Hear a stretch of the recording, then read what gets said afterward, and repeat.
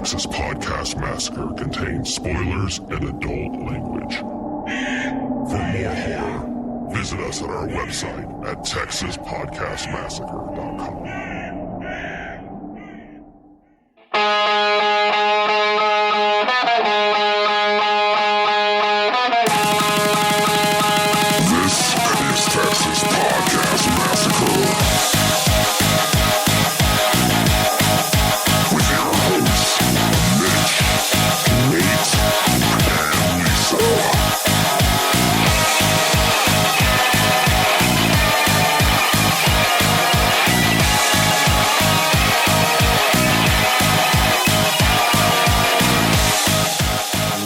Welcome to another episode of Texas Podcast Massacre, coming to you from Houston, Texas. I'm your host, Mitch, and with me, as always, is my fellow popular girl, Nate.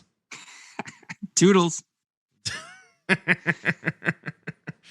Oh, Nate. I was going to say I was never the popular girl. I'm just going to throw that out there. It's surprising for everybody. Shocked. That was not me. I don't believe it.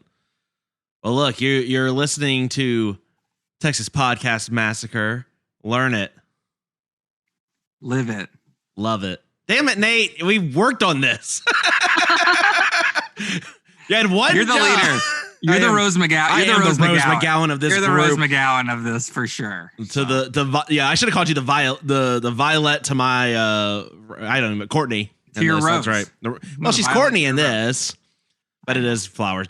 Regardless, welcome to another episode of Texas Podcast Massacre, where each week we take a look at a different horror movie and debate a horror-related topic with our unsuspecting victim, who is usually someone we wouldn't consider a horror fan.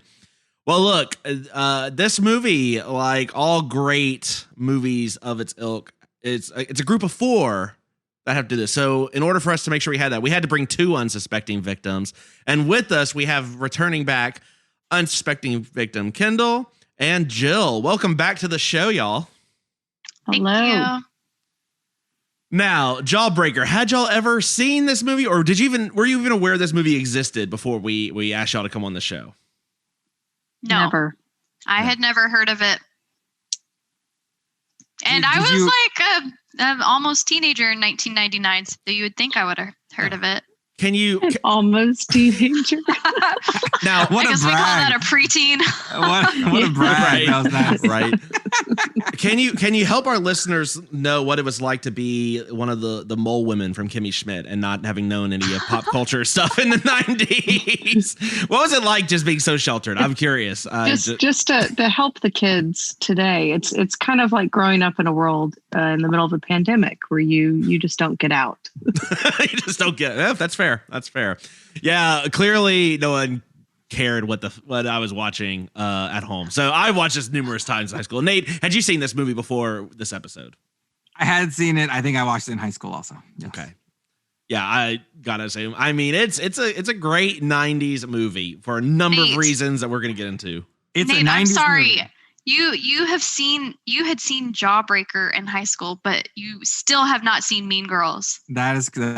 That doesn't make any sense. It kind of has. Mm-mm. It kind of has. He's also kind of seen Heathers now. do people get murdered? Yeah, I've seen Heathers. Yeah. Do people get murdered in Mean Girls though? Almost. I mean, Okay, see, it's gotta cross that threshold. For me. verbally But- murdered. Yes. We don't want to ruin it for you, so we can't tell you what happened. I will watch it. I will watch it, and I will give my a quick review on the podcast. There's a You Danny. will love it. There's a Danny DeVito cameo. Uh-huh. Okay, that boosts it up a little bit for me. I like that Kendall got it. Jill's over here like, Oh, yeah. yeah. There's. Don't worry, I'll fill you in later. Danny DeVito, I love your work. Yeah. Yeah. Okay. Thanks, Kendall. I didn't You're going remember to get Mean Girls quotes this whole episode. Warning to our listeners, this may end up becoming more of a Mean Girls review than it is a Jawbreaker review. I don't know that I have these movies totally split into two different entities. Well, look, we have a lot of good stuff in store. As a reminder, what we've started doing is all these movies, we do have a spoiler-free section in case you, like Kendall and Jill, did not know this movie existed and want to check it out before we ruin everything. There's not a lot to ruin in this movie, but We do have a spoiler-free section, and then we'll get into spoilers. So we'll have those clearly marked. But before we get into all of that, let's have a little debate. Bid our father, the Sea King, rise from the depths full, foul in his fury. Black waves teeming with salt foam, to smother this young mouth with pungent slime. Nate, I don't think we're ever going to find a better drop for the debate. No, that's I think that's permanent. Yeah, it's Lighthouse is so good. All right, so Nate, why don't you ask this one? I think you had a better. I think I've stumbled enough through these last few debate questions. Sure. So maybe we'll do a two-parter. First part of the debate question, you have to pick which character you think you are of the four main girls in this film, and then we all are going to either confirm that is correct or pick someone else for you. How about that? Are you and Mitch also participating? Yes, we are also participating. Yes. No. We'll never ask you to do something we wouldn't do ourselves. Nate, do you already have someone in mind? I feel like you do. I feel like I'm the Julie. Okay. God. The reaction to that was not great. It was not. No good. one here bought that whatsoever. Well, look, I was part of the group, and then people started being mean. I was like, I'm just out. I don't know. I'm out. Okay, I can see that. That would be me. Is how I was thinking. It was the hero thing that I was like, is Nate really a hero? She wasn't really a hero. She got someone else to be the hero for her. That's true.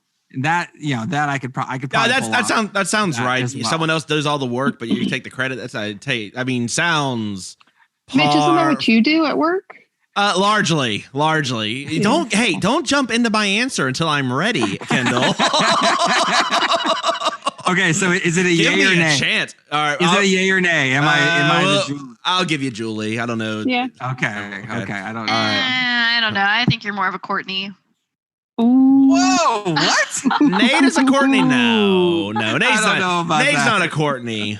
How many cargo shorts does Courtney wear in this? Could be a Mark. Nate could be. I mean, back in the 90s, Nate, cargo shorts were like it. So okay, they come. Maybe it could be they're fitting. retro. Yeah. Okay. All right.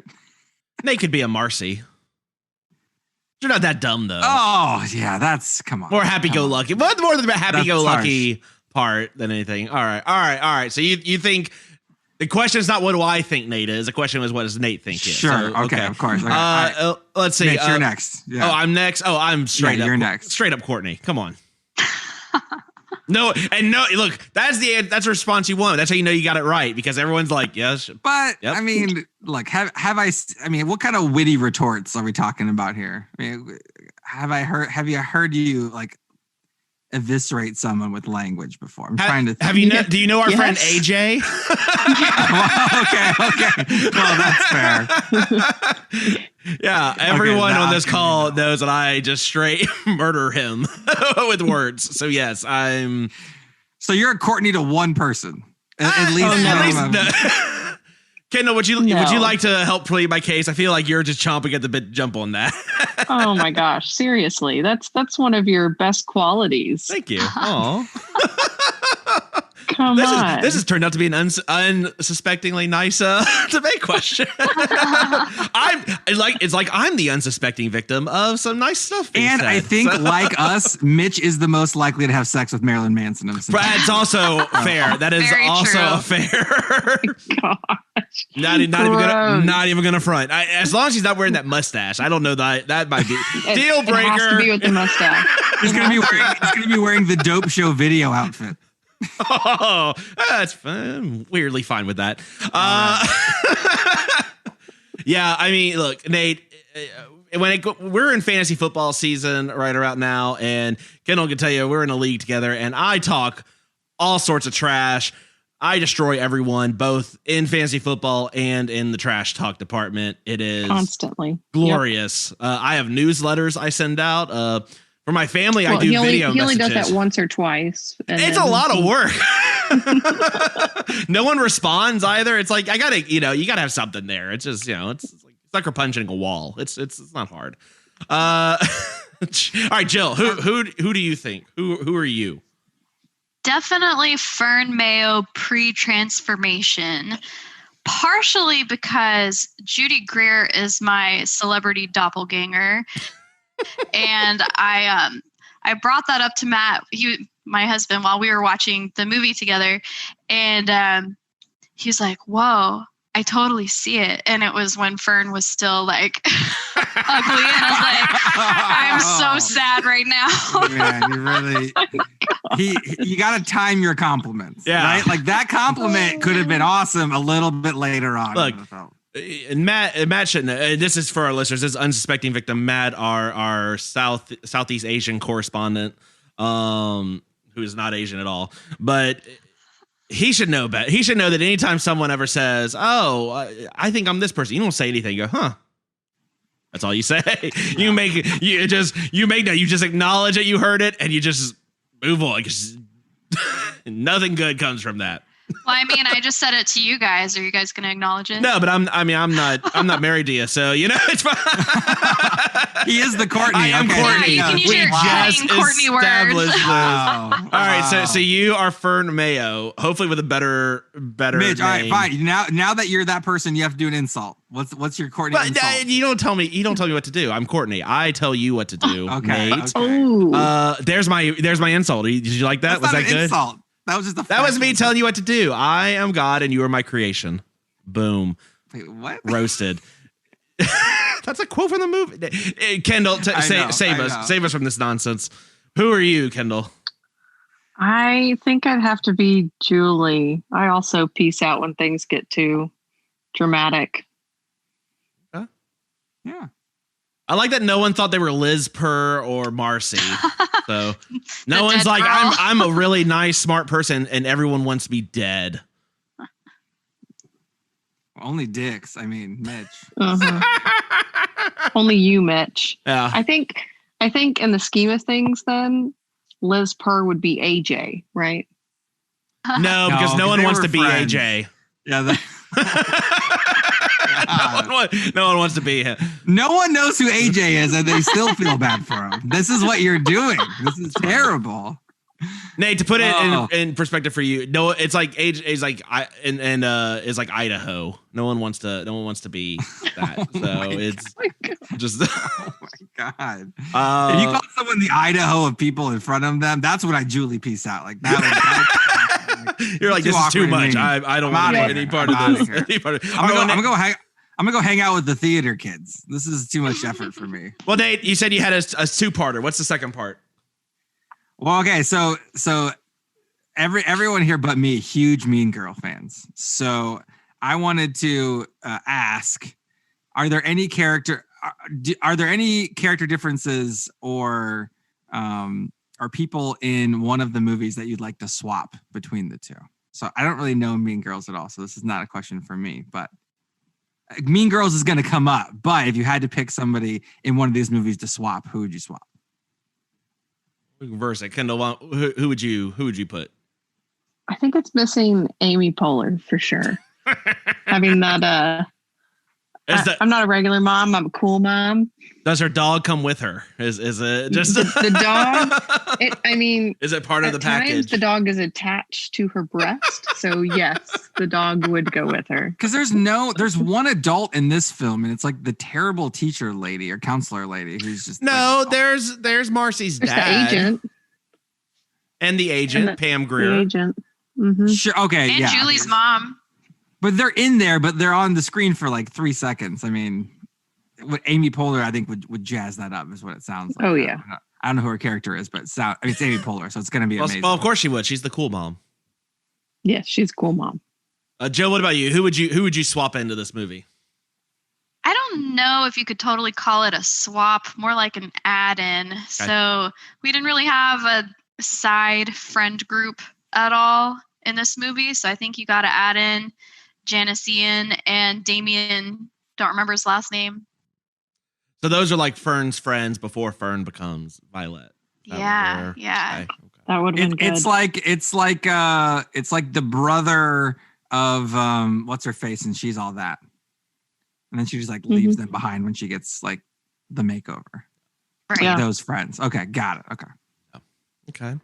Yeah. that'd be cool. I mean, I think this school is woefully understaffed. Let's get Tim Meadows in there. He needs to be helping as the principal or another counselor or something. But Tim Meadows, because he plays the exact same role for Mean Girls as he does on like some sitcom. I'm trying to remember. I think it's the 80s one. I'm blanking on the name of it, but he's hilarious. Same role. Yeah, that's who I'd pick. More over Tina Fey. That's a good point, Mitch, because I think the blonde teacher, she was the teacher. She's doing the announcements. She was the MC of prom. I think maybe she was the principal. This school has a 10,000 to 1 student to teacher ratio. Yeah. Well, and her character was a little weak too. Yeah. Yes. Was she the old lady from Incredible Kimmy Schmidt? Yes. Okay, I recognized which is funny. her. She was also the grandmother in Addams Family Values, which came out way before both of these movies. So she has done a full arc of playing old lady down to middle-aged lady back to old lady. Her career is Benjamin Button at this point. Yeah. Well, except Benjamin Button like reversed it halfway through. No, we need to look at her IMDb, but I'm pretty sure she's playing a teenager now. So incredible. Well, Nate, so you know nothing about Mean Girls, so I guess you don't really have a person you would swap. Is there someone you would, from this movie, who would you want to see in Mean Girls? Oh, like what's the character like even worth having in this film? Yeah. Sounds like there's already enough Mean Girls. Like I want one of these girls transfers to the school for Mean Girls. Who I would love to see Violet transfer. Okay. See how that would go. That could be as Violet or as Fern? As Violet. In the red Corvette? Yes. That would challenge Rachel McAdams right there. Oh, yeah. All right. That'd be interesting. I'm down for that. All right. Well, Violet just needs her own movie. That's what I say, but any movie would be fine. What a crazy character. I think you're getting a little carried away with Violet here. Yeah, I think we're learning something about Nate. Well, let us know who you think you are in this movie, or who you would like to see from Mean Girls. I mean, it's clearly close to the same movie. Let us know at TexasPodcastMassacre@gmail.com, TXPodMassacre on Twitter, and Texas Podcast Massacre everywhere else. Without further ado, y'all, let's get into this week's movie of the week, Jawbreaker. You should have seen the 4 of them. People worshipped them and cursed them, but everybody wanted to be them. Courtney was the leader. All right, girls, out. She was like Satan in heels, and Marcy was her henchman. I don't think we've met what with the cruel politics of high school and all. At a school like Reagan High, being the teen dream can be a little hard to swallow. It is with deep dismay that I inform you that Elizabeth Purr... I heard she choked on a jawbreaker. That is so cool. Are you Courtney Shane? Maybe. Now, I'm Detective Vera Cruz. One detective will try to find the face that fits the facts. You ever seen one of these before? No. No? Take a lot of licks to get one of these things down. It's hard. You frighten me.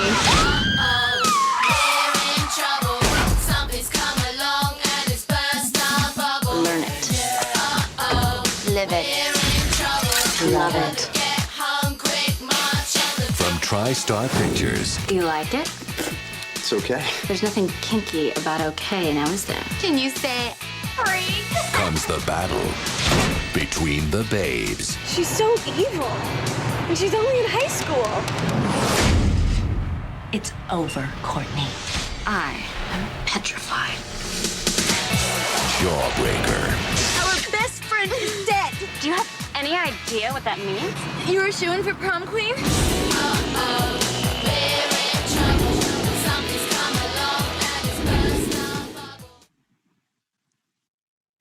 Jawbreaker. It's like if you bottled the 90s into like a drink and then poured it out into a trailer. It is basically like getting Surge Cola just sprayed right in your face. That is what this movie is. All right, so listen, we have 2 unsuspecting victims, so we'll get a little bit from both y'all. What was the elevator pitch for this movie? What's the short pitch of what this movie is about?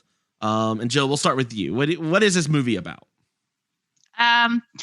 So there's a group of 4 popular girls, and they decide to play a prank on one of them and end up killing her with a jawbreaker.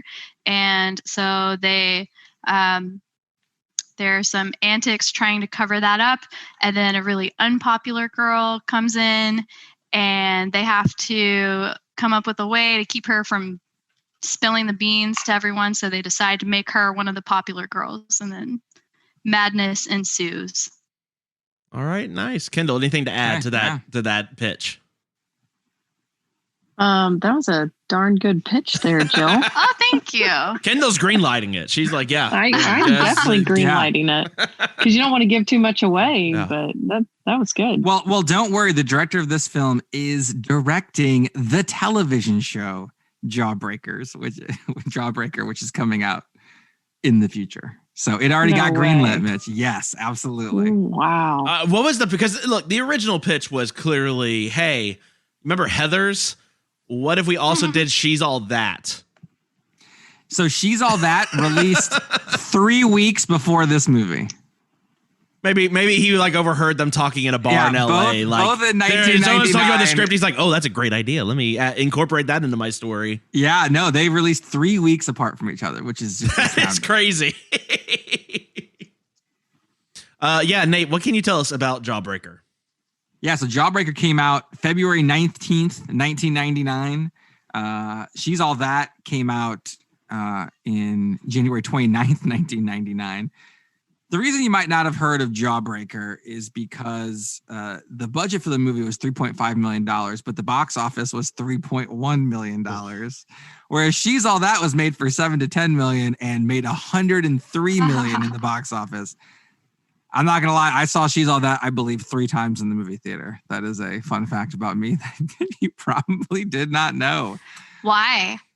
That is a great question. I think it was a friend group thing. That's 3 times a friend group thing. I had so many friends that I had to go 3 times.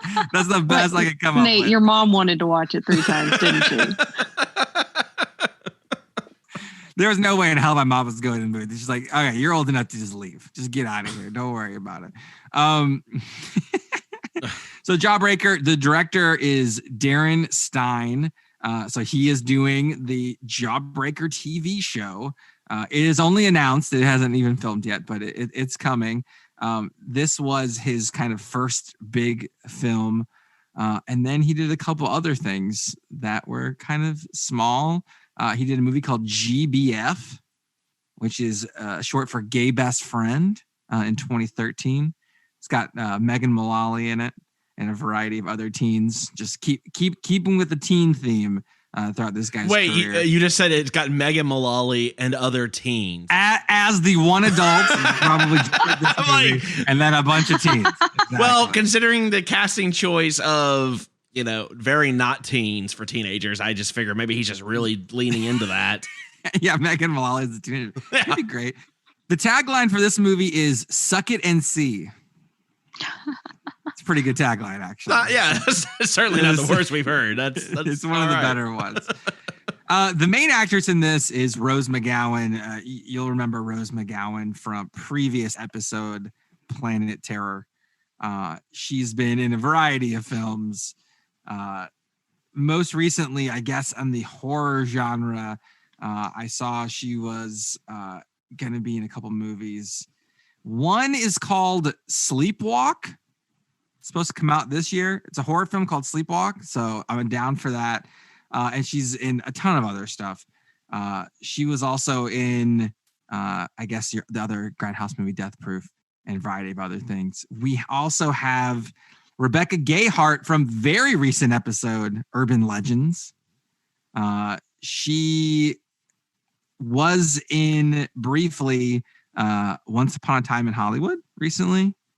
And she was also in GBF. gay best friend. So the gay best friend alumni continue in this one. We got Julie Benz as Marcy. The only thing I remember her from is she was in Dexter.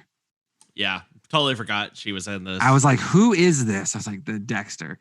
And then we got Judy Greer. Judy Greer, previous episode, Halloween. She's going to be in the upcoming Halloween Kills, which was supposed to come out this October, is now coming out next October. And she'll be in Halloween Ends.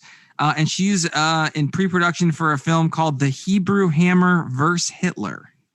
So keep that on everyone's radar. And she was recently in an Into the Dark episode, the Hulu horror anthology called Good Boy, about, I guess, an evil emotional support dog. So that's going to be one of Mitch's favorite movies for sure. Regardless, the dog is justified for whatever murder the dog does. Exactly. I knew you'd be on the dog side. Yeah, but, well, of course, it doesn't matter. The dog's correct. Whatever the story's about. This movie is a 5.7 on IMDb, and yeah, well, I'll get into some of the trivia as we will talk about the movie. But Rachel Lee Cook, instead of being in She's All That, could have been Julie in this movie, and I wanted to know, what do you think if Rachel Lee Cook was Julie in this movie, better or worse? I liked it as is. I'm okay with this, Julie. Oh, okay. Anti Rachel Lee Cook. Interesting. But also, I mean, if you had She's All That and this movie out at the same time, it's a lot of overlap of actress between the same kind. I think it was one or the other. If she would have gotten this movie, she probably would have. Okay. I think Rachel Lee Cook is a little, I don't know. I feel like she may be a little too soft. I feel like the character that Julie had was not mean enough. I mean, it was right. It was the right kind of sassy high school senior that Julie was playing, where she was able to be sweet and kind, but then at the very end have enough strength and courage to turn around and show Courtney what's coming to her. All right. So anti-Rachel Lee Cook. All right. Good to know. I think I agree with those takes. Okay. All right. Yeah. So that's it. Yeah. And one last thing. Reagan High School is actually University High School in Los Angeles. I thought it was odd that a high school is called University High School, but here we are. So there you go. Yeah, that's interesting. This is in LA. This is very LA in LA. All about LA in this movie. Well, look, so we're going to try to avoid spoilers for a little bit, but I want to know overall impressions. Kendall, Jill, what did y'all think of this movie? It definitely kept my attention. Never having seen it before. And also being a big Mean Girls fan. I could see a lot of similarities between the two of the types of characters and different shots that they had, different screenshots that they had. So I liked it, kept my attention. It was pretty good. I can't do a spoiler. I was gonna talk about the ending, but yeah, we'll talk about that. Okay, let's go. Okay, well, sorry. Did you like the ending? Did you think it ended well? Okay. No. Okay. All right. We'll get. That's perfect. We'll get into that. That's perfect. All right. So, Jill, what about you? What were your overall thoughts?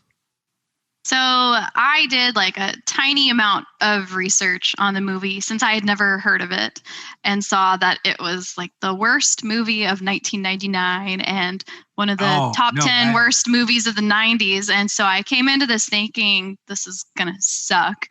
But I mean, it was not a great movie, but I enjoyed it. Like I'm always down for a cheesy high school movie like this. So I had fun with it.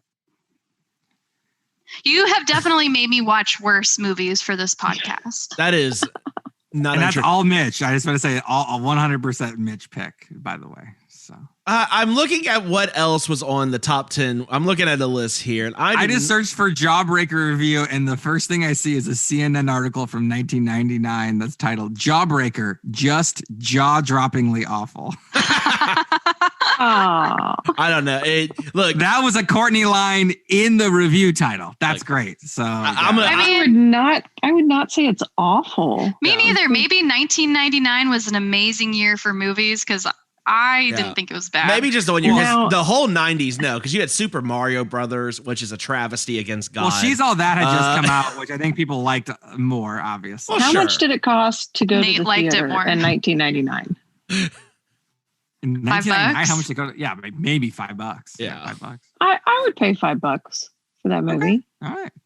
Now, movies today costing $13 plus. I don't think I'd pay $13. Will you? Are you interested in watching the TV show that spins off from this? That comes out from this? Potentially. Okay. All right. That's about as high praise as you could possibly get. So. I mean, let's not forget Batman and Robin was released in 97. I was amazed when you sent that text that this is one of the worst movies. I'm like, no, it's not. But I didn't want to say anything. I was just going to let it sit. It is an 11% on Rotten Tomatoes. Even if you tried to refute it, Mitch, like I know your taste in movies. I wouldn't have believed you. That is very fair. So let's talk about some of these. Let's talk about the main characters here. So we have the original four, which is Liz Purr, Courtney, Julie, and Marcy. First off, how does this group of four compare to Mean Girls, compare to Heathers,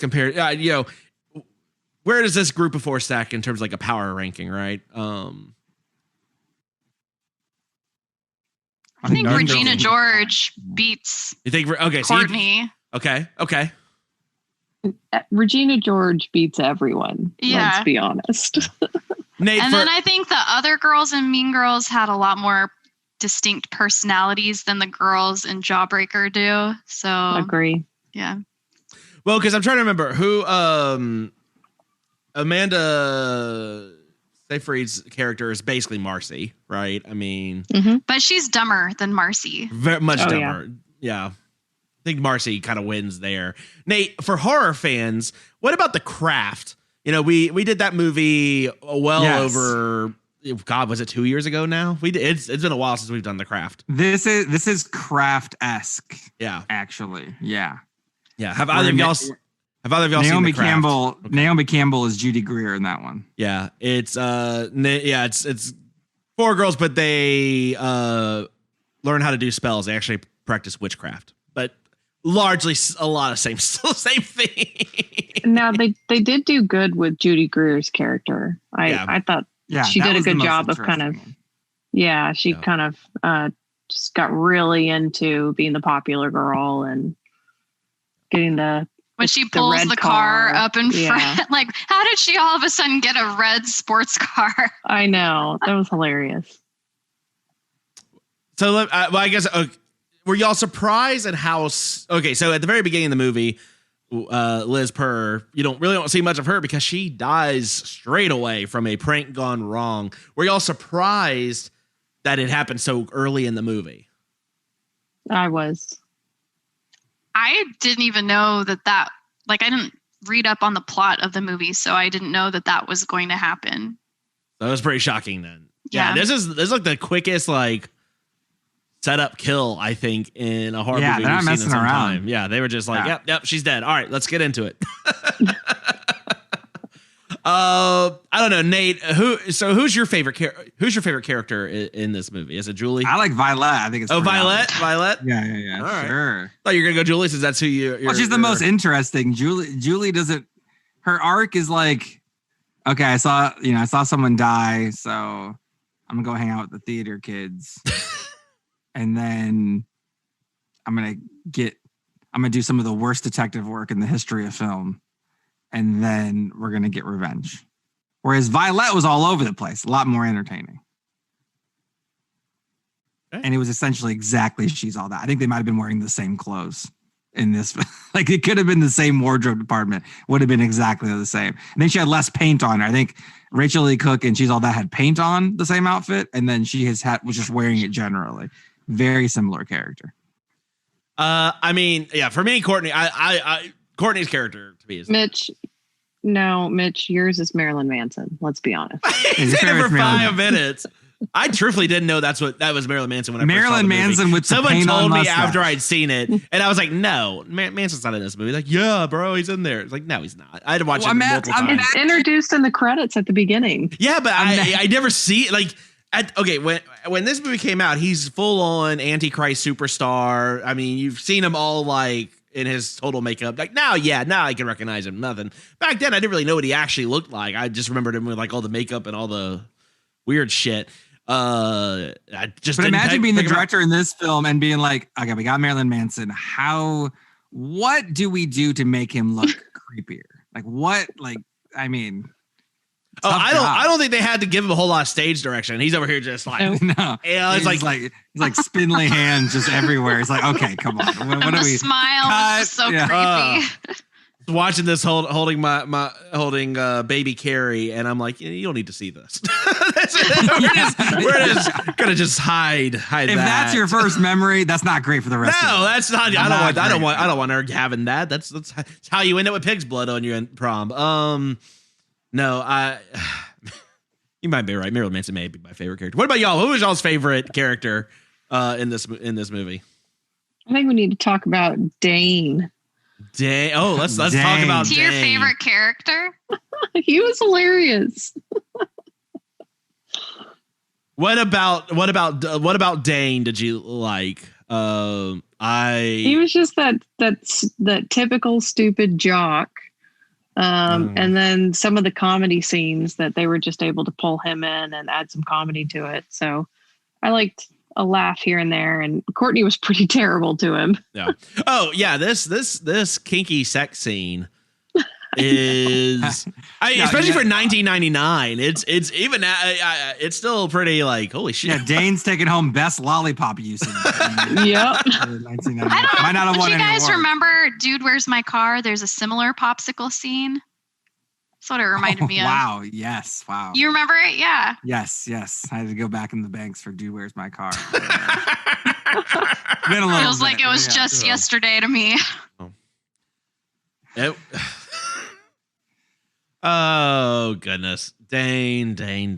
That whole thing was just crazy. Look, at least he wasn't super mean. Mm-mm. No. Dave was just a dumb jock. He's just like he's dumb jock. He just wanted to get laid. I mean, not really thinking too much past that point. That's fine. It's high school. I don't know. Okay, yeah. Did you like him better than the theater dude, Zach? Zach. It's so 90s again. Yeah. Zach is objectively a terrible name. Sorry, Zachs. Get wrecked. So true. Zach just wasn't entertaining. I mean, he was fine. I'm sure he's a nice guy, He was also part of some of the worst sleuthing I've ever seen, even from teenagers. It was like, this is just wow. This is like Inspector Gadget is just crushing you guys in terms of like actually investigating things. This is terrible. Now I've got to ask. So the concept of this came out because the director or the writer, whoever wrote it, apparently knew girls in high school that would do this. They would kidnap their friends for like on their birthday or something. And then they make a whole thing like, oh, this is just a thing girls, like even when she's explaining it to Zach, like, it's just a thing girls do. Yeah. So did you guys Kendall, Jill, is this a thing girls do? Yes. It's Jill. a thing girls do. Oh, Kendall, you too? Yeah, it's a thing. Yeah. Now, did y'all ever get kidnapped, or were y'all the kidnappers? I was never kidnapped or the kidnapper, but my choir did it. And they tried to. Okay, hold on. Yeah, like in high school, get in the trunk for Jesus. Yeah, well, not quite the trunk, but they would come like take you while you were in your pajamas, like get you out of your bed and take you to Burger King for breakfast. That is Nate's number 3 nightmare. There's people from church taking him away somewhere. Was this a church choir or like a high school choir? Okay, school choir. Okay, all right. Yeah. I'm better. Wow, scary. Because there was a church choir abducting you in the morning and then taking you to Burger King. Like we're getting close to cult territory. What kind of church? They throw snakes too. Yeah, 30th day Adventists are just kidnapping me in the early morning. This is not great. That's not how you want to wake up to eat a croissant sandwich. It's just not what you want. Do they wake you up with some sort of like, what's the song they sing to wake you up, right? Because they got to startle you. That's kind of the whole point, right? I don't know, but they made you go to school in your pajamas. Like, is there like a choir version of Whoop, There It Is? If we're in the 90s, like, is there like an acapella version? Quad City DJs like get on the train and then they take you in. Aka, yes. Oh my God, Kendall. So Kendall, what about you? Who do you know that did this? Yeah, or were you involved in one of these, or? Yeah, beat choir snatching. Go. Yeah. I was not involved that I can recall, but it was a hazing thing, like Jill was talking about. Or I guess more of initiation than hazing, but okay. Oh, was this in college or high school? No, high school. I don't know. Hey, look, you Baylor folks. I mean, it might be. It's practically a cult. So I mean, sure. I mean, no. You tie them up in the woods until a bear comes by, and if the bear leaves them, then they're blessed by the Baylor spirit. Exactly.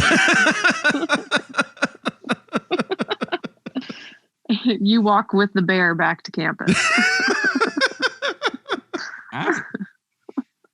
No, it was more of it's when you join one of the groups. I think the dance team did it, where then they would come get you early in the morning, like what Jill was saying.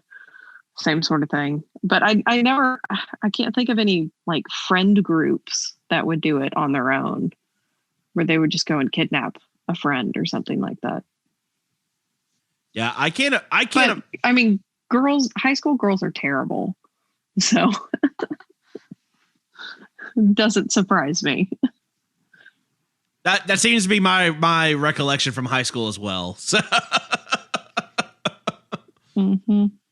And then I can see. What toughened you up? That's what that's right. That's why I became a Courtney to hide protect my yourself. Yeah, exactly. Okay. And Jill is a fern because she's scared of the high school girl. She's been traumatized as well. After the hazing, yeah. Yeah. Well, yeah, when you're not even safe from the high school church choir, where can you feel safe in this high school that Jill went to? So they didn't get me because I never provided my address like on the first day of school forms. So if you're ever looking for a way to get out of that potentially happening to you, just don't ever provide your personal information. Where do you live? 123 Fake Street. But were you not friends with any of them too, where they knew where you lived? No, I wasn't friends with any of them. She was I feel like you are friends. Did you have any friends? No, I was new to the school. She's over here like, these girls are just the bee's knees. I hope someone kidnaps me. I was sad to not be kidnapped. It was kind of a sad thing. Did you ever call anyone at your school the cat's meow? Did that ever happen? All the time, daily basis. People who listen to like true crime podcasts are losing their shit right now listening to this. They're like, why do these girls want to get kidnapped? Don't they know it can happen?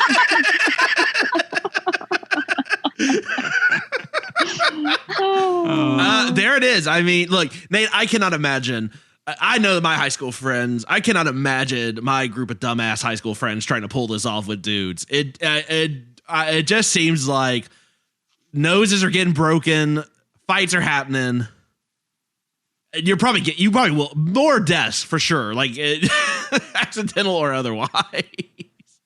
We had a game in high school. You know, when you get your license, you're a total idiot. And so one of my friends had a truck, and then one of the games we would play is just, and we were out in the middle of nowhere. So I grew up in a pretty small area. So we were out in the middle of nowhere, and you just get in the back of someone's truck and they'd cover it, and then they would just try to drive as insane as possible, and like you'd slide around in the back of the truck. It's pretty dangerous now that I'm thinking about it, but I could see that being the equivalent of the closest equivalent that I've been a part of to this, I guess. So I guess someone in theory could have broken their neck in the back of that truck, and then Seriously. they pull to this movie and they're like, oh shit. You end up with concussions. Look at us. We're all so mature and responsible now. Worried about concussions. That's what having kids will do to you. That's right. What the hell are we doing? Kendall's just a frequent concussion patient, though, so it's more on her mind. Let's not get into that. All right, look. Do y'all remember the? We've talked about She's All That, and do y'all remember that "Kiss Me" song that basically plays every 5 minutes on that movie?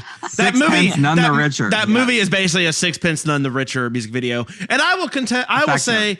Do you agree that this movie is basically a music video for the song "You Who" by Imperial Teen? Because that is the only you hear this song 8 times. I feel like in this movie. There's a lot of good '90s music. I don't know. Like they spent how much could it have cost to license this song, Nate?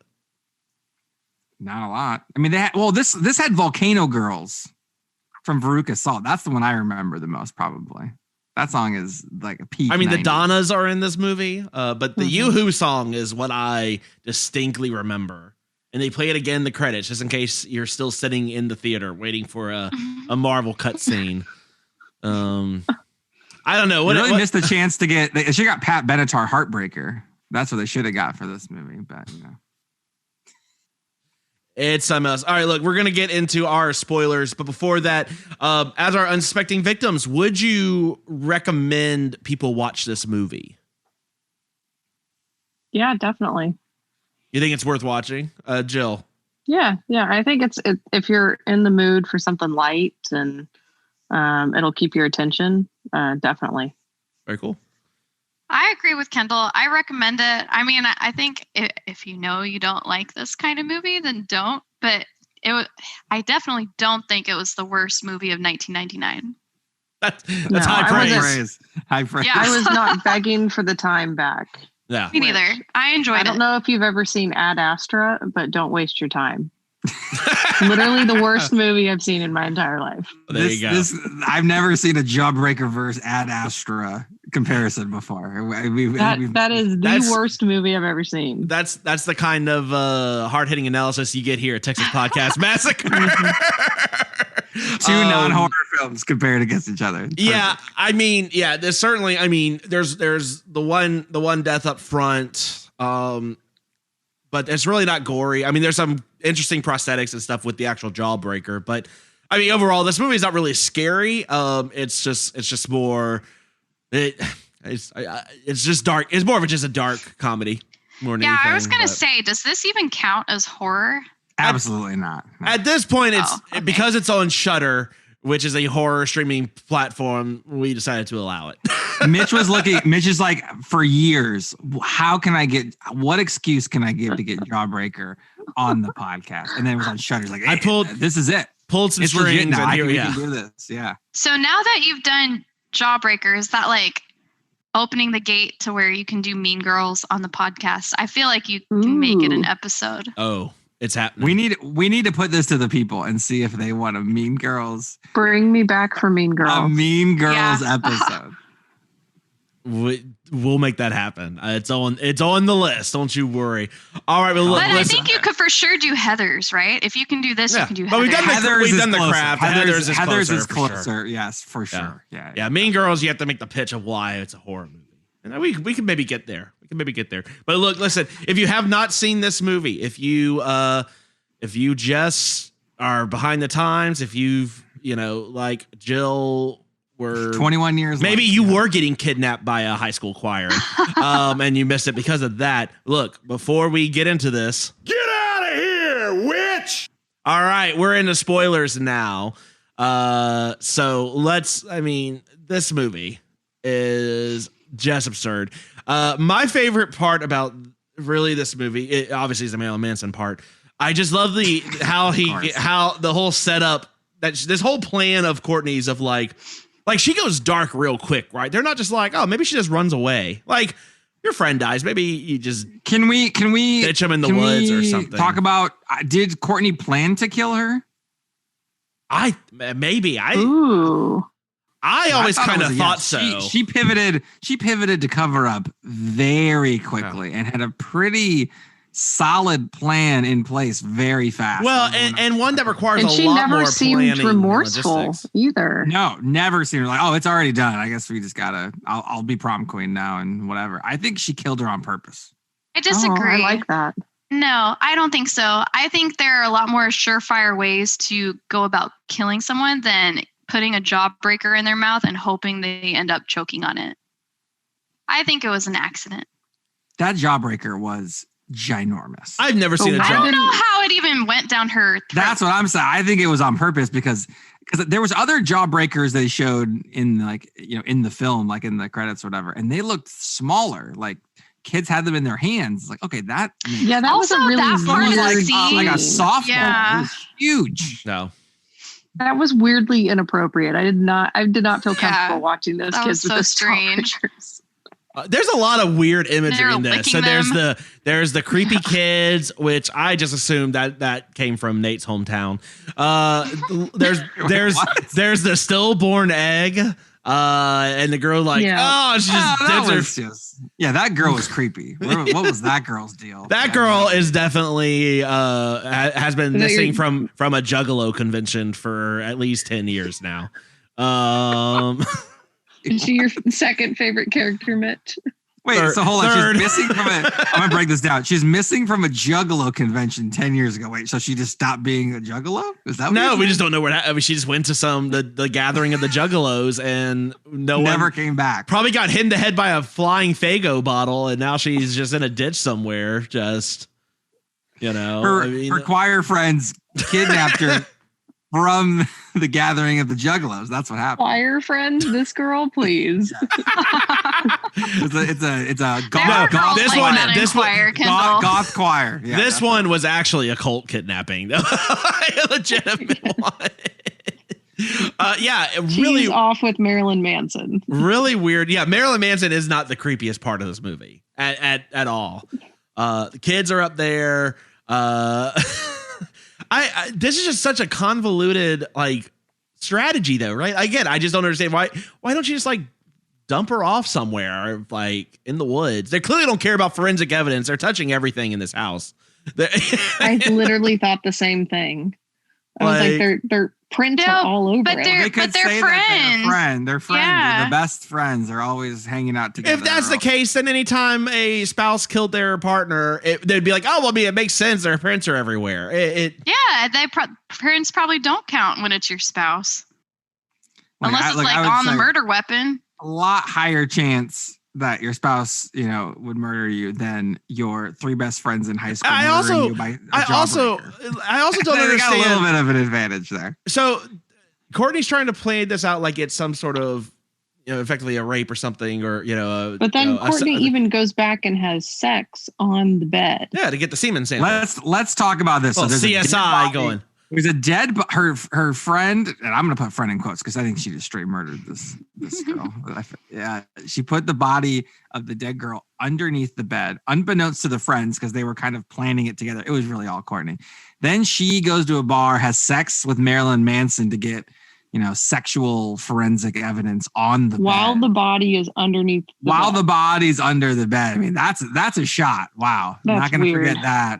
And Marilyn Manson just looks so creepy. And so he probably saw the body under the bed, and that's what got him going. Ooh, hello. Yeah, he was okay with it. Yeah, that was his method acting. He's like, oh, let me see the body, and let's roll it. I'm ready. That's why he agreed to the movie.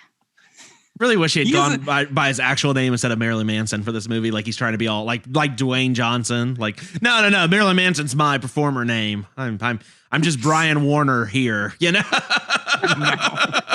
I got two questions. So they go to a whole lot of trouble to stage her, for her to just come back and move the body by herself later to have sex with Marilyn Manson.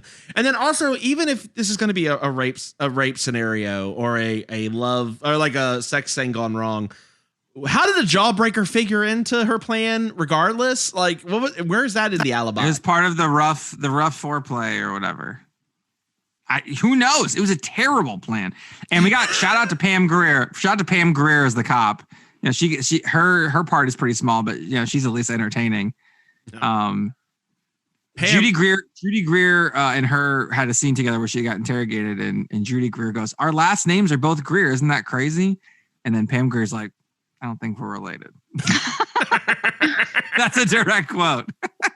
So that's awesome. Maybe Judy Greer was the Marcy. I don't know based on that quote, but there you go. Pam Grier, not great cop work in this. This is, you know, in horror films, there's a running thread. Usually the cops are what I call incompetent. They're usually very bad.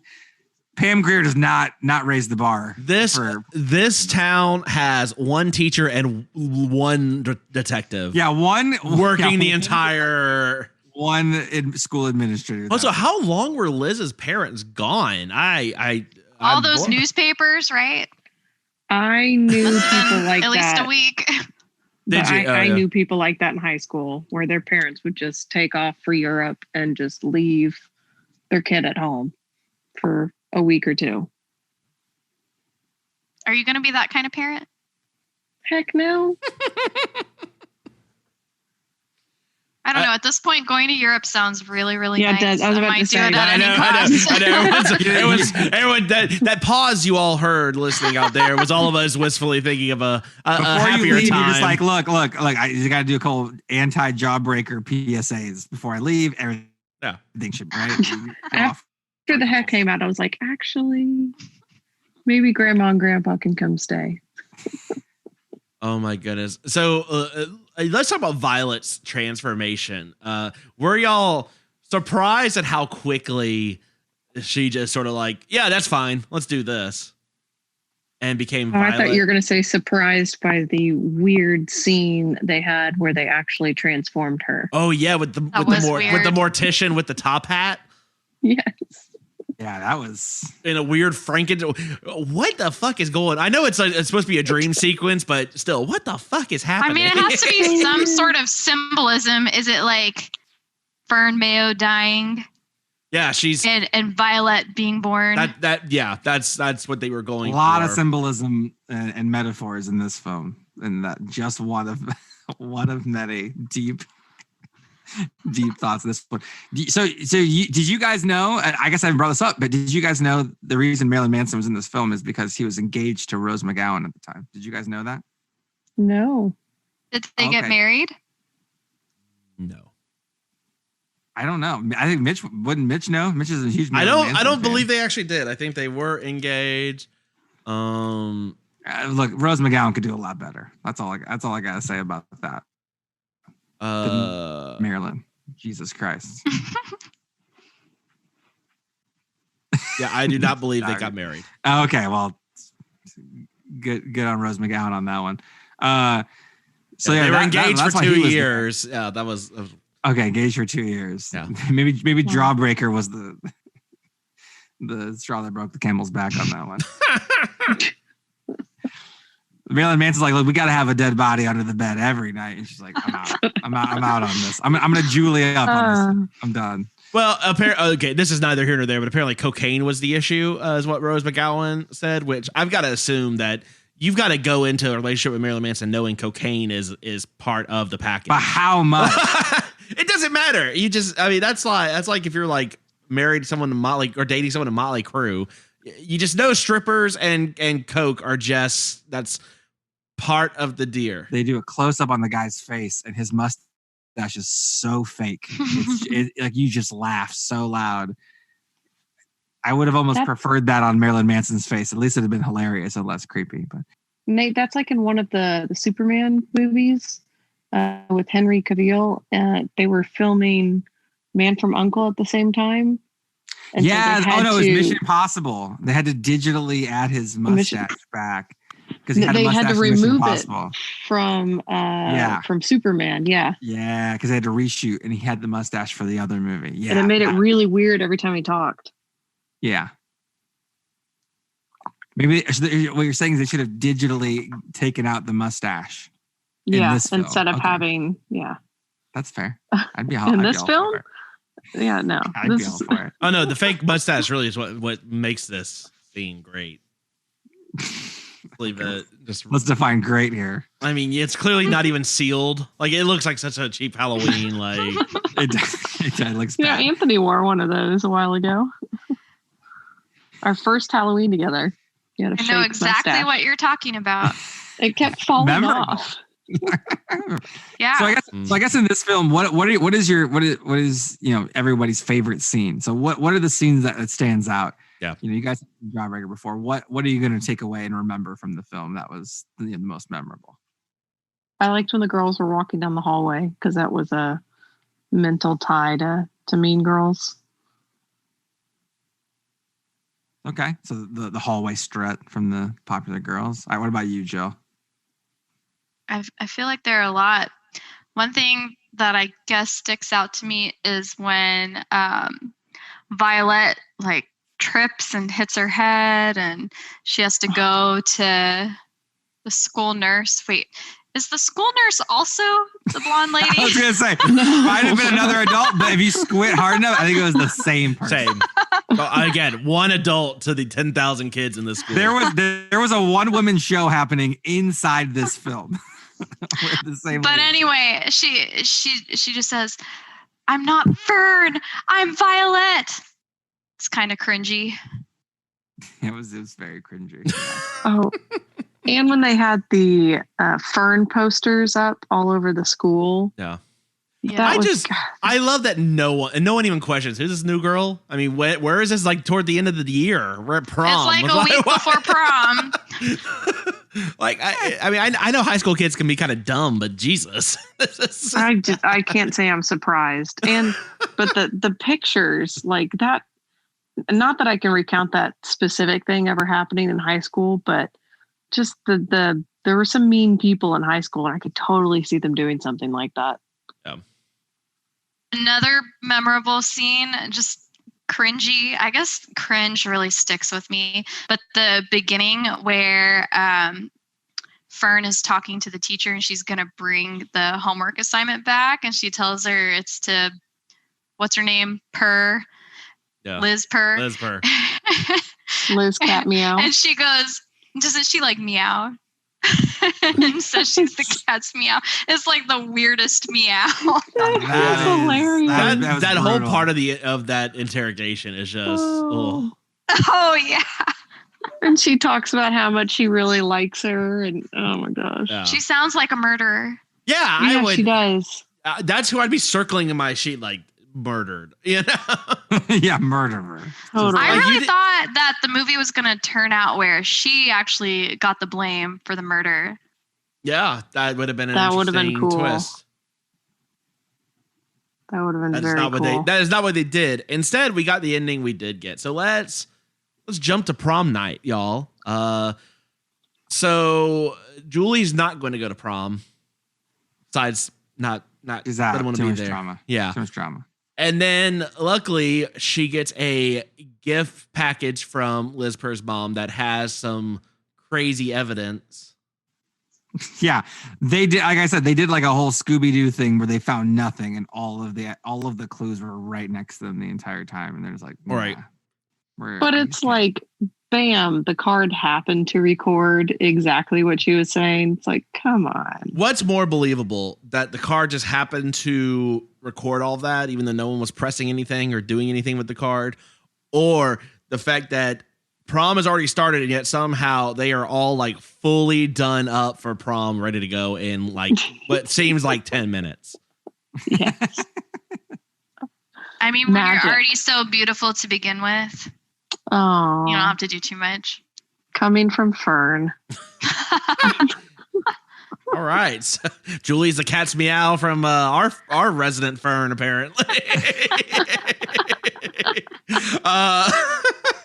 Yeah, I mean, so Kendall, I know you were jumping at the bit earlier to talk about the ending. Let's talk about this prom. What are you thinking watching this prom unfold? So, okay, kind of a catty thing to do. And that's fine, the way they kind of pointed the finger at Courtney. But then Okay, we're talking about murder here. Is she going to get convicted? Like who knows?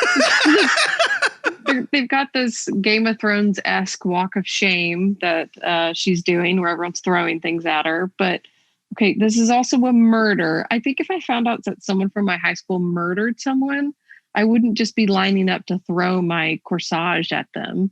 As she's walking to the exit. Like not effective. Maybe someone would stop her. Yeah. No. She probably could have just walked right into the audio booth, destroyed the card, and just walked out and been totally scot-free. I had that in my notes of just does someone want to maybe I don't know detain her? She probably just walked out and just left. There's only one she cop. Started murdering other people too. Yeah. Well, if you murder once, I mean it's a lot easier the second at time, that point. Yeah. Who had a band at their prom like this band in this film? They had like a punk band playing at their prom. I think we had a DJ. I mean, it seems like in the 90s, like all these 90s movies that have prom, it's these cool punkish bands that play, but no, our prom was not like that. I can't imagine getting a band like that to play, because eventually you're like, are y'all going to play like a slower one, or are we're just going to fucking mosh all night? It's the Donnas. Yeah. It's like, I mean, remember in Eurotrip when they had like Matt Damon was the lead singer? Yeah. I mean, that, that never happened to me. I wish that'd have been awesome. If Scotty doesn't know played at my prom, I would have lost my shit. I would have absolutely raged. So the closest thing we had, my junior year, the prom had Nick Lachey come and sing, and this was back in the day when he was more popular. Did the high school choir kidnap him too? I was saying, did the choir? And he hasn't been seen since. This is the most active kidnapping rate. Unsolved Mysteries is doing an episode on this choir. I would have assumed the choir would just not kill him. Just no, this is our, we're doing prom. Nick Lachey's on our territory. How did they get Nick Lachey? Someone won a sweepstakes and Nick Lachey played at the prom. Did they know Nick Lachey was the prize? Did they find out Nick Lachey oh. No, it was back when you would have been excited about that.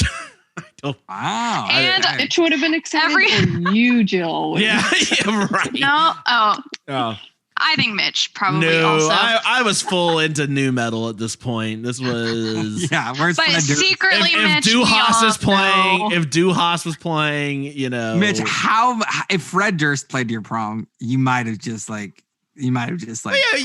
You yell chocolate starfish more than anyone I've ever met in my life. Including Fred Durst.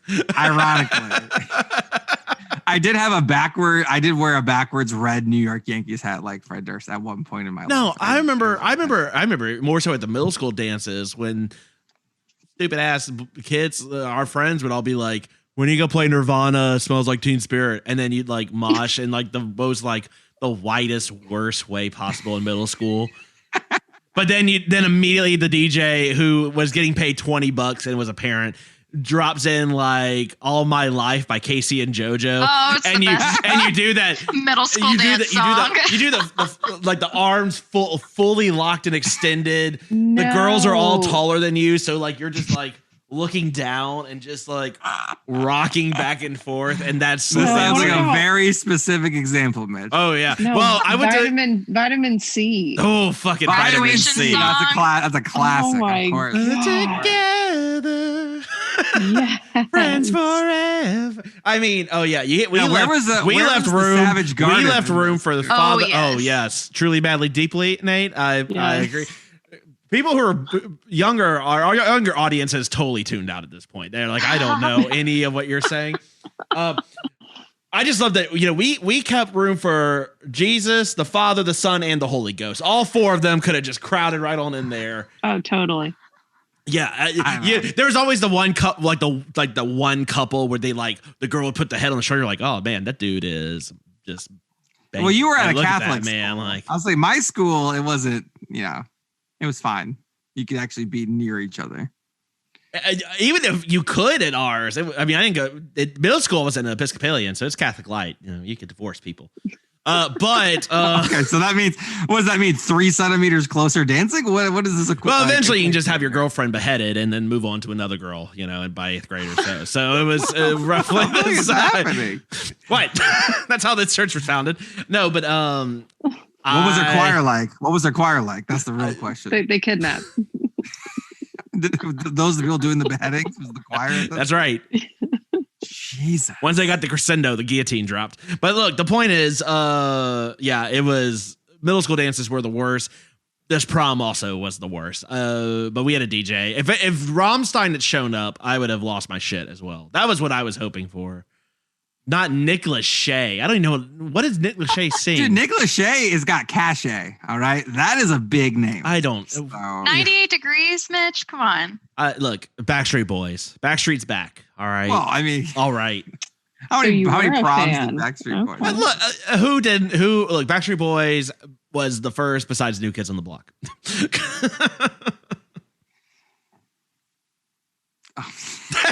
Okay. And scene. Okay, great. All right, so look, let's get back to this. So I agree, Kendall. I have no idea why. Do we find out? No. The most that happens to her is that she gets some really shitty pictures put at the end of the yearbook. Question. Justice served. What the fuck was going on with her hair? Was she trying to look like Bride of Frankenstein? Was that the horror call out? I thought it was cool. I thought it was cool. No? What? No. Like a bunch of was it lace or something? In her hair? Strings. It looked like she tripped and fell and got caught in the sewing equipment. Yeah. That's how Nate wore his hair at prom. Yeah. I bet he did. I thought it looked cool. Okay. All right. I'm in the minority there. Who had the best outfits? Who had the best outfits? If we're doing Jawbreaker / Mean Girls, kind of thing, who wore it best in this film? Oh, Mean Girls versus Jawbreaker? No, I'm just saying in this film, who best dressed? Who do you got? Violet. For sure. Violet. Totally. Okay. I don't know, man. That perm or whatever is happening was the hair was a little much for me. Yeah. I don't know. Violet? Yeah. Yeah, her hair so many. Well, you said wore it best, so her outfit. Oh, okay. Well, no. I mean, I'm good with those answers. I'm just saying her perm bothered me. Yeah. I'm trying to find the prom dress because I don't even remember what they wore. I would say Julie probably wore it best. She had the flowers and stuff, and yeah, Julie was fine. Not Marilyn Manson. It's all on that. I mean, for Mitch, she's always answer number one. So we just assume Marilyn Manson, and then he wore that mustache perfect. Hey, I found a gif of Marilyn Manson doing that. So that is going to be my new profile picture. We have hit the horror part of the episode. We finally all the way back around. We got all right. Are there anything else you want to talk about with this movie? All right. Well, if not, look, I've got one last question for you. What is your final cut?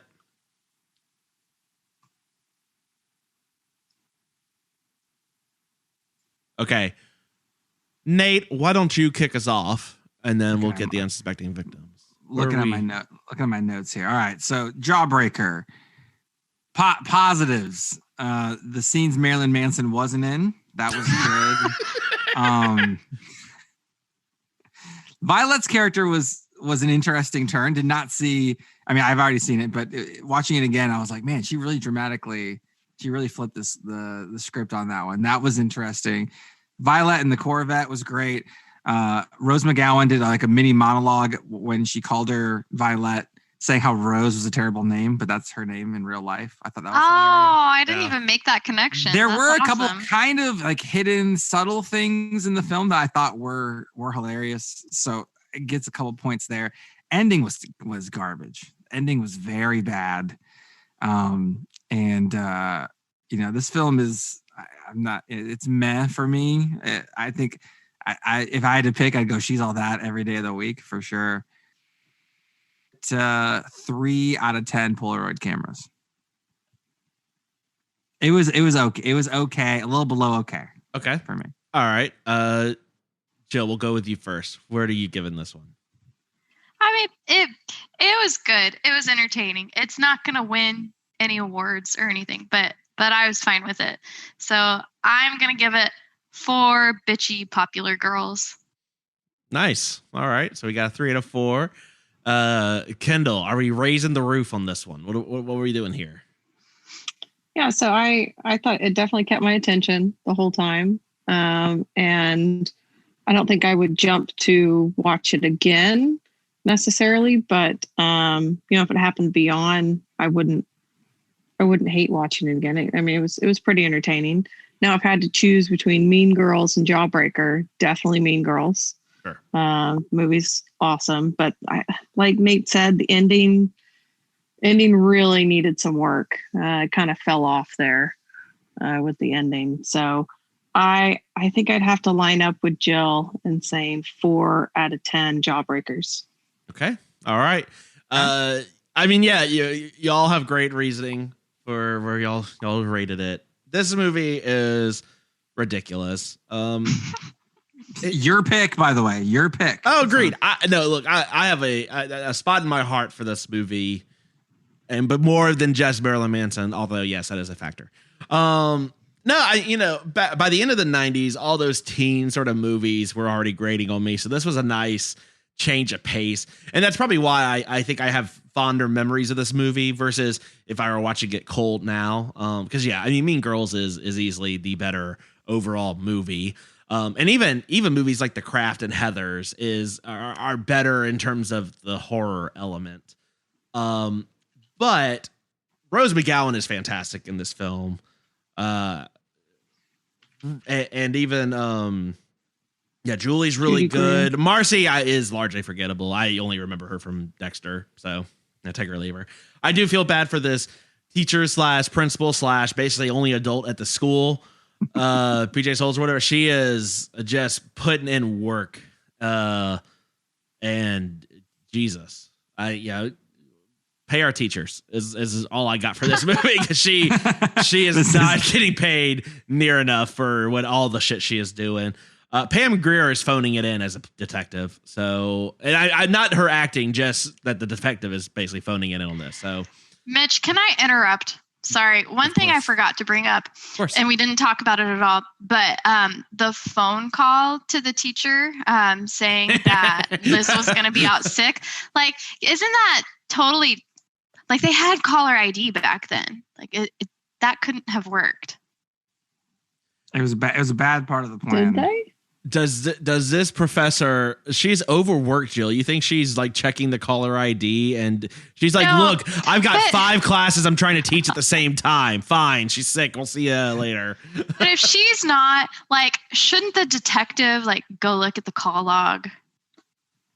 Did they have a call log then? I know we had caller ID back then. I don't know. It's good question. We don't ever find that out.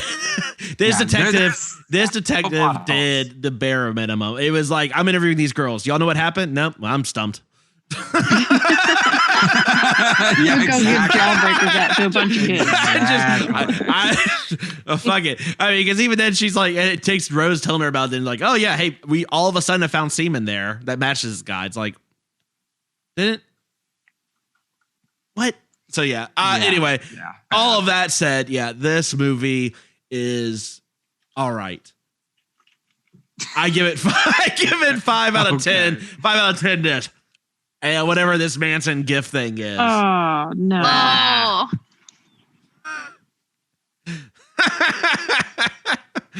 And I put the GIF in the chat so y'all can enjoy that. Nate, if we can work this into the actual image. Can we work that into the image for this episode?